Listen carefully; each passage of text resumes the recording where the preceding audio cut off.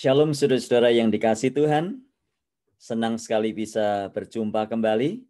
Saya percaya Anda mengikuti program ini karena Anda adalah orang-orang yang cinta kepada firman Tuhan dan ingin terus belajar dan belajar firman Tuhan supaya kita bertumbuh dan kita berbuah lebat. Sebab firman-Nya Yohanes pasal 15 ayat 8 berkata, dalam hal inilah Bapakku dipermuliakan, yaitu jikalau kamu berbuah banyak, sebab dengan demikian kamu akan disebut murid-muridku. Mari kita belajar Matius pasal 9 ayat 1, 2, dan 3. Demikianlah firman Tuhan. Sesudah itu naiklah Yesus ke dalam perahu, lalu menyeberang, kemudian sampailah ia ke kotanya sendiri. Maka dibawa oranglah kepadanya seorang lumpuh yang terbaring di tempat tidurnya. Ketika Yesus melihat iman mereka, berkatalah ia kepada orang lumpuh itu, percayalah, hai anakku, dosamu sudah diampuni. Maka berkatalah beberapa orang ahli Taurat dalam hatinya, iya, maksudnya Yesus menghujat Allah. Nah, dalam bahasan kita beberapa hari ini kita sudah membahas tentang Yesus yang berkuasa menyembuhkan orang sakit. Ibu mertua Simon Petrus disembuhkan. Hamba perwira Kapernaum disembuhkan. Yesus meredakan angin ribut. Yesus mengusir setan. Dan hari ini kita memulai Matius pasal 9 yang menunjukkan bahwa Yesus juga berkuasa mengampuni dosa. Nah, situasinya terdapat di dalam ayat yang ke-1. Sesudah itu, sesudah apa?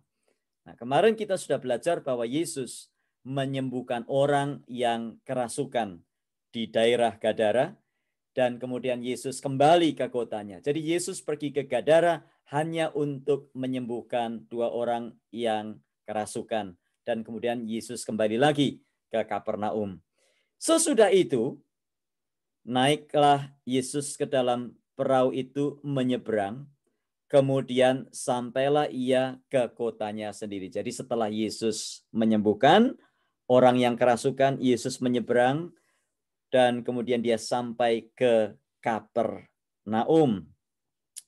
Nah, kita membaca di situ ayat 2 menjelaskan bahwa ada seorang yang lumpuh yang dibawa oleh teman-temannya kepada Yesus.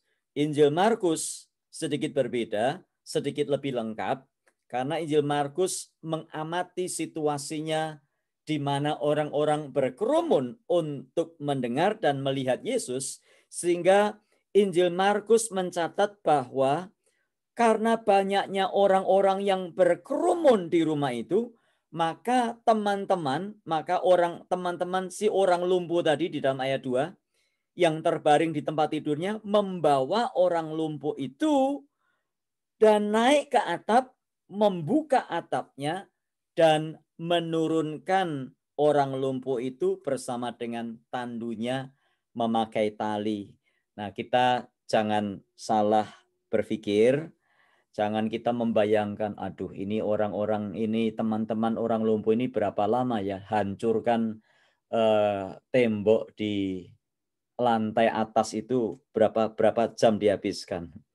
Ya, atau kita berpikir seperti rumah-rumah di Indonesia, aduh ini orang apa nggak jatuh ya, gentengnya apa nggak rubuh, gentengnya nggak pecah ya kalau naik-naik ke atas begitu.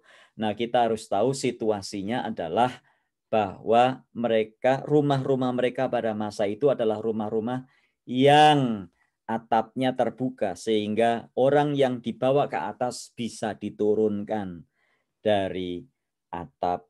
Nah, itulah latar belakangnya supaya kita bisa memahami. Sekali lagi, Matius pasal 9 ayat paralelnya adalah Markus pasal 2. Di situ kita membaca kisah yang sama, hanya Matius mencatat lebih singkat karena Matius ingin menekankan bagaimana reaksi Yesus. Matius ingin fokus kepada perkataan Yesus setelah itu. Nah, kemudian ayat 2 mencatat ketika Yesus melihat iman mereka, Berkatalah ia kepada orang lumpuh itu, percayalah hai anakku, dosamu sudah diampuni. Nah, kita melihat di sini bahwa iman mereka telah memungkinkan atau iman mereka telah menyebabkan mereka membawa orang lumpuh ini kepada Yesus. Nah, siapa yang dimaksud mereka ini? Tentunya bukan mereka teman-temannya orang lumpuh saja, tetapi yang termasuk mereka adalah juga orang lumpuh itu sendiri. Sehingga kita membaca bahwa Yesus berkata, percayalah hai anakku, dosamu sudah diampuni. Nah, kita membaca di sini, Yesus ini kok tidak langsung menyembuhkan ya. Mestinya Yesus ini kan ditonton banyak orang. Orang berdesak-desakan mengikut Yesus, ingin melihat Yesus, ingin mendengarkan Yesus. Harusnya Yesus itu sudah langsung, sudah jangan makan waktu lama-lama lah. Sudah dijamah saja, disembuhkan saja, urusan selesailah. Kenapa sih Yesus mesti bilang dosamu diampuni? Harusnya Yesus melakukan hal-hal yang spektakuler begitu loh. Supaya orang kagum. Kalau Yesus berkata dosamu sudah diampuni kan orang nggak bisa lihat. Apalagi ada yang berkata mungkin Yesus ini kok cari-cari masalah ya. Di situ kan ada ahli Taurat. Dan terbukti kan ayat 3. Maka berkatalah beberapa orang ahli Taurat dalam hatinya. Ia menghujat Allah. Tuh kan Yesus. Saya bilang apa? Mestinya nggak usah lama-lama lah. Sudah jamaah sembuh. Begitu sajalah. Kok justru dimulai dengan kalimat percayalah hai anakku, dosamu sudah diampuni. Kenapa? Nah, Yesus tidak segera menyembuhkan orang lumpuh itu karena dia tahu bahwa kebutuhan yang paling penting dari orang itu, lebih penting dari sekedar kesembuhan sakit penyakit adalah kesembuhan sakit rohani, yaitu kelepasan dari dosa, pengampunan dosa, dosa yang diampuni jauh lebih penting. Nah, seringkali kita tidak dapat memungkiri bahwa kita seringkali menutup mata terhadap kebutuhan utama umat manusia, yaitu pengampunan dosa. Kita lebih tertarik melihat kepada penyembuhan sakit penyakit atau penyembuhan bagi akibat dosa itu sendiri. Dosa sudah masuk ke dalam dunia dan menghancurkan seluruh sendi kehidupan umat manusia. Dan Yesus datang. Yesus mengerti apa yang harus dikerjakannya. Dia tidak langsung menyembuhkan orang itu secara kesembuhan fisik, tapi dia menyembuhkan sakit rohani dengan berkata, percayalah hai anakku, dosamu sudah diampuni. Yesus tidak terjebak untuk fokus kepada sekedar sakit penyakit. Beda dengan kita. Kita kalau ada lihat orang sakit, kalau lihat orang bermasalah rumah tangganya, masalah ekonominya, masalah yang lain-lain, kita kepinginnya cepat melihat ada jalan keluar, ada jalan keluar, ada jalan keluar. Jalan keluar yang lebih indah dari segala-galanya adalah dengan cara supaya orang yang sedang bermasalah itu mendapatkan pengampunan dosa, mendapatkan penebusan melalui karya Kristus di kayu salib. Itu jauh lebih utama dari sekedar yang lain-lainnya. Anda dan saya disembuhkan dari sakit penyakit berapa lama sih? Ya paling Alkitab berkata 70 tahun saja, 60-70 tahun saja. Ya ada yang 80 tahun, 90, 100. Sedangkan kalau kita ingat, setelah kita meninggal nanti, justru waktunya ada di dalam kekekalan. Justru waktunya sangat panjang. Dan itu lebih penting, penyembuhan penyakit rohani, yaitu kelepasan dari dosa, pengampunan dosa, jauh lebih penting sebetulnya. Nah, kemudian kita melihat di sini, Yesus kemudian berkata, dosamu sudah diampuni. Ini kalimat ini sangat dalam, saudara-saudara. Kenapa? Saya ingin bertanya, siapa yang berani berkata dosamu sudah diampuni? Siapa yang berkuasa mengampuni dosa kalau bukan Allah sendiri? Karena hanya Allah lah yang berhak mengampuni dosa. Dosa tidak bisa diampuni tanpa adanya penebusan. Karena mengampuni dosa tanpa adanya penebusan akan melanggar sifat kudus dan adil dari Allah sendiri. Dosa harus dihukum. Itulah hakikatnya. Jadi tidak bisa dosa terus tiba-tiba tidak ada lagi. Tidak bisa. Karena kalau itu yang terjadi, maka Allah melanggar hakikatnya sendiri sebagai Allah yang kudus dan suci. Allah tidak bisa melihat dosa.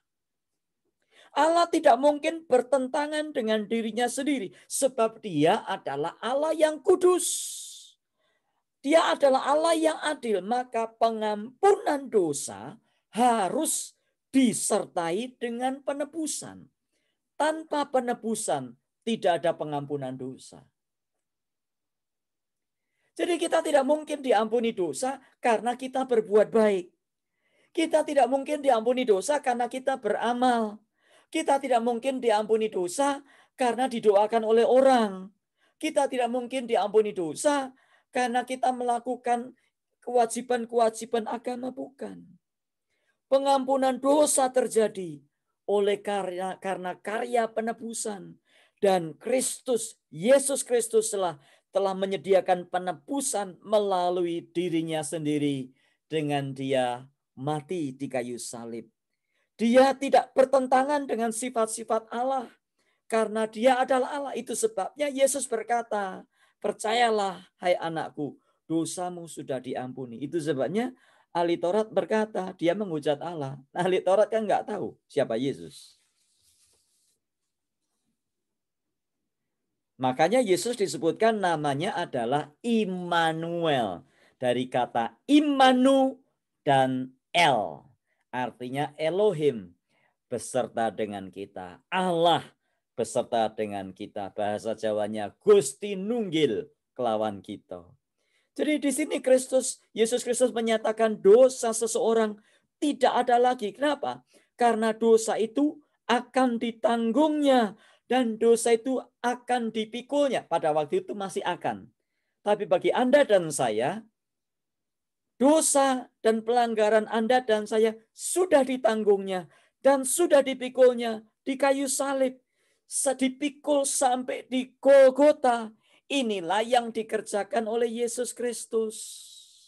Tetapi para ahli Taurat marah karena mereka tidak percaya bahwa Yesus adalah anak Allah. Mereka berkata dalam hati bahwa Yesus telah menghujat Allah ketika Dia mengklaim otoritas untuk mengampuni dosa. Tapi Yesus tidak berdiam diri. Kita akan lanjutkan besok hanya sebagai satu kalimat penutup yang supaya kita tertarik untuk mengikuti pelajaran besok pagi. Yesus tahu isi hati mereka. Kalau kita membaca di ayat yang keempat, 5 dan seterusnya, dijelaskan di situ bahwa Yesus tahu isi hati mereka. Kenapa Yesus tahu isi hati mereka? Karena Yesus adalah Allah sendiri. Maka Dia langsung membuktikan otoritasnya sebagai anak Allah dengan dua hal. Pertama, Dia mampu mengetahui apa yang ada di hati manusia. Dalam hal ini, dalam konteks ini adalah ahli Taurat tadi. Dan hal yang kedua ialah Dia menyatakan kemampuannya bukan sekedar untuk mengampuni dosa, tetapi juga untuk menyembuhkan penyakit orang lumpuh tadi. Jadi Bapak Ibu yang dikasihi oleh Tuhan, kita belajar dari 3 ayat pertama dari Injil Matius pasal 9 ini. Betapa Yesus menyatakan diri sebagai Allah yang mengampuni dosa. Hari ini, kalau mungkin ada masalah-masalah dalam hidup kita, sakit penyakit atau masalah rumah tangga atau masalah yang lain-lain, coba cek dulu. Adakah hati kita sudah disembuhkan oleh Tuhan? Sebab itu yang paling utama. Kesembuhan penyakit dunia paling hanya bertahan berapa lama. Tapi kesembuhan dari penyakit rohani itu menjamin kehidupan kekal Anda dan saya. Itu sebabnya buka hati. Buka hatimu bagi Yesus Kristus. Undang Dia untuk bertahta dalam hati kita sebagai Raja dan Tuhan. Dan ikut Dia. Ikuti Dia. Dan jadilah muridnya. Maka kita tidak akan pernah kecewa. Walaupun kita harus menghadapi situasi yang buruk di dalam dunia ini, tapi suatu kali kita akan bersama dengan Dia. Karena Dia yang berkata, Yohanes 14 ayat 1-3. Janganlah gelisah hatimu. Percayalah kepada Allah. Percayalah juga kepadaku. Di rumah Bapakku banyak tempat tinggal. Jika tidak demikian tentu aku mengatakannya kepadamu. Sebab aku pergi ke situ untuk menyediakan tempat bagimu. Dan kalau aku sudah pergi dan menyediakan tempat bagimu, aku akan datang kembali dan menjemput kamu. Supaya di mana aku berada, kamu pun berada. Yesus ingin Anda dan saya menikmati hidup kekal selama-lamanya. Karenanya buka hati. Terima Dia sebagai Tuhan dan Juru Selamatmu. Sebab keselamat di bawah kolong langit ini, tidak ada nama yang lain yang olehnya kita diselamatkan, kecuali hanya oleh nama Yesus Kristus. Amal perbuatan baik, baik-baik saja. Tetapi amal dan perbuatan baik tidak bisa membawa kita untuk mendapatkan pengampunan dosa. Sebab Allah itu suci, Allah itu kudus, dan Allah itu adil. Dia tidak bisa mengingkari sifat-sifatnya. Dosa harus dihukum. Dan karenanya Yesus Kristus turun untuk menanggung dosa dan pelanggaran kita. Dan kita yang percaya serta mengikut Dia, bagi kita telah tersedia jaminan mulia, yaitu rumah yang kekal selama-lamanya bersama dengan Dia di sorga. Kiranya Tuhan memberkati kita. Mari kita berdoa. Ya Tuhan, kami sudah diingatkan betapa kami harus fokus. Bukan sekedar kepada sakit penyakit di dunia, bukan sekedar kepada masalah ekonomi, masalah rumah tangga, tapi fokus kembali apakah sakit rohani kami ini sudah dipulihkan, disembuhkan oleh karya penebusan Yesus Kristus di kayu salib. Kalau belum, ya Tuhan, mari Engkau menjamah kami. Biar hari ini ada orang-orang yang mendengar atau menyaksikan program ini, membuka hatinya bagi Yesus Kristus, dan mendapatkan jaminan mulia, yaitu hidup kekal bersama dengan Engkau selama-lamanya. Tuhan, tolonglah kami, untuk kami tidak fokus kepada apa yang kami lihat, apa yang hanya spektakuler, tapi kami fokus kepada jiwa-jiwa yang dipulihkan, jiwa-jiwa yang disembuhkan, jiwa-jiwa yang diperdamaikan dengan Allah, yang karenanya mereka perlu mendengar akan karya keselamatan Kristus. Terima kasih Bapa, biar ayat ini juga mengingatkan dan menguatkan kami yang sudah mengikut Engkau, supaya kami terus maju di dalam pengiringan kami kepada Engkau. Hidup tidak mudah, hidup banyak masalah dan pergumulan. Tetapi kami percaya apapun yang terjadi di dalam hidup kami sudah memiliki jaminan mulia di dalam Yesus Kristus. Terpujilah Engkau kekal selamanya. Dalam nama Yesus kami berdoa. Amin. Tuhan memberkati dan sampai jumpa. Bila Tuhan izinkan besok kita membahas ayat yang keempat dari Injil Matius pasal 9 ayat 4 dan seterusnya. Tuhan memberkati.